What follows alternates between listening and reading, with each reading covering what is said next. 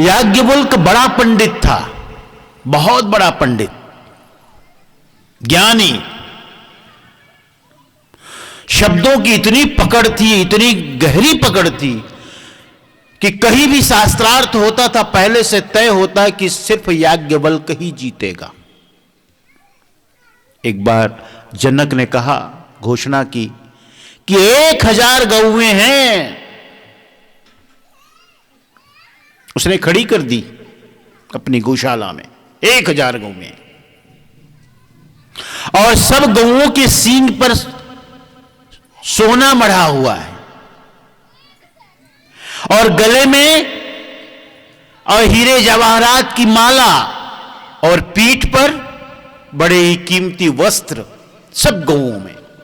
यानी एक एक गौएं लाखों लाखों की। शर्त एक कि जो शास्त्रार्थ में जो जीतेगा वो इसे हाँक के अपने ले जाए, अपने आश्रम ले जाए, घर ले जाए। दुनिया भर से लोग आए, सब जगहों से आए। पहली बात समझना इसमें, पहली बात, ये जितने लोग आए थे कोई ज्ञानी नहीं थे। प्रसंग में ज्ञानी शब्द का प्रयोग है, लेकिन ज्ञानी नहीं थे, क्योंकि जो ज्ञानी होगा कभी प्रतियोगिता में भाग नहीं लेता।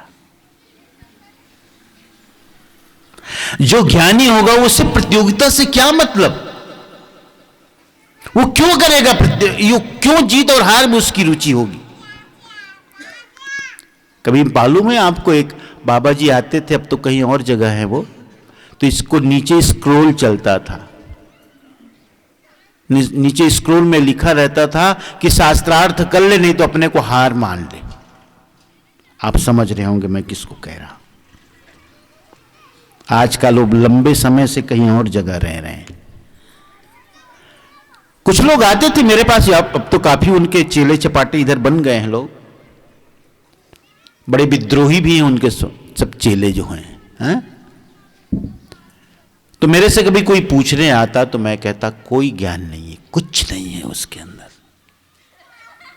जिसको अभी भी जीत हार में इतनी रुचि है वो मन के अधीन है, वो मन के अधीन है, मन के पार नहीं है। मैं जीत जाऊं, जीत करके क्या कर लोगे, क्या तीर मार लोगे तुम। अध्यात्म की परम ऊंचाई में कोई जीत नहीं, कोई हार नहीं। मैं जीत जाऊं, मैं बड़ा हो जाऊं, सब मेरे आगे नतमस्तक हो जाएं, सब मुझे प्रणाम करें, सब मेरी जय जयकार करें, ये सब मन का खेल है। साहब ने सदा कहा मन के पार जाओ, उन्मनी रहनी साहब ने बताई, मन से पार की बात कही। ज्ञानी आए लेकिन ज्ञान की बात नहीं थी, क्योंकि ज्ञानी कभी प्रतियोगिता में भाग नहीं लेता। क्योंकि साहब कहते हैं ना, हीरा पायो गांठ गठियायो, बार बार वाको क्यों खोले, मन मस्त हुआ तो क्यों बोले। सोचो ना आप, अरे जब पा लिया तो उसे बताने की, प्रदर्शन करने की जरूरत है। पा लिया तो पा लिया, बस जान लिया। हा? जो जान लिया उसे बताने की जरूरत, प्रदर्शन तो वही करता है जो चाहता है मैं प्रदर्शन करूं, लोग जाने, मुझे सम्मान करें, मेरी इज्जत करें, जाने कि मैं बहुत बड़ा ज्ञानी। तो पहली बात तो ज्ञानी कोई आए नहीं वहां। याज्ञवल्क्य बहुत बाद गए, अपने शिष्यों से कहा अरे सब गौएं ले जाओ, ले जाओ। क्यों, बेचारी धूप में खड़ी है, थक गई हैं, जीतना तो तय है मेरा। राजा जनक के बाद जची ने उसने उसे भी आश्वस्त कर दिया, चिंता ना करो, प्रतियोगिता आगे पीछे हो जाएगी, पहले इसे जाने दो, विजेता मैं ही हूं, यह जान लो आप। इतना भरोसा था उसे अपने पांडित्य पर, इतना बड़ा पंडित था याज्ञवल्क्य। और सच में यही हुआ, गायों को उसने पहले ही भेज दिया, जीत करके गया, सब कुछ था उसके पास। सब होने के बाद भी उसके मन में ये भाव जगा एक दिन कि सब तो मेरे पास है, सब जीवन की सारी सुविधाएं मौजूद है। दोनों पत्नियों को बुलाया उसने, ऐसा है अब मैं वन को जाना चाहता हूं, वानप्रस्थ होना चाहता हूं। वन को प्रस्थान का मतलब है वानप्रस्थ। हमारे हिंदू धर्म में 4 आश्रम की बात कही जाती, ब्रह्मचर्य, गृहस्थ, वानप्रस्थ, संन्यस्त। ब्रह्मचर्य के बाद गृहस्थ और गृहस्थ के बाद 50 के बाद वानप्रस्थ।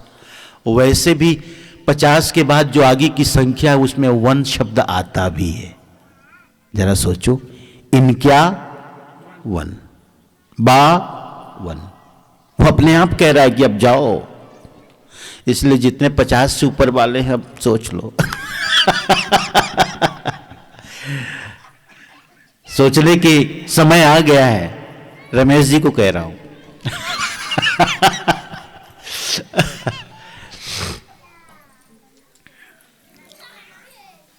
उसने सोचा कि सब कुछ तो मेरे पास है, लेकिन फिर भी कुछ अधूरा है जीवन,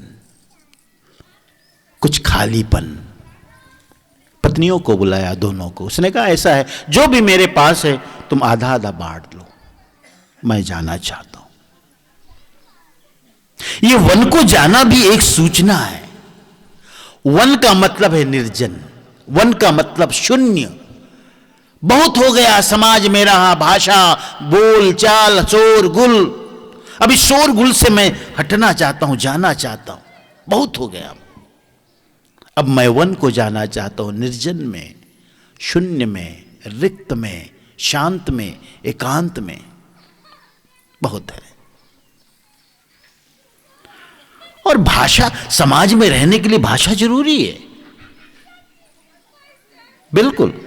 आप किसी से ना बोलो, समाज न बन पाएगा। आप किसी से ना बोलो, समाज न बन पाएगा।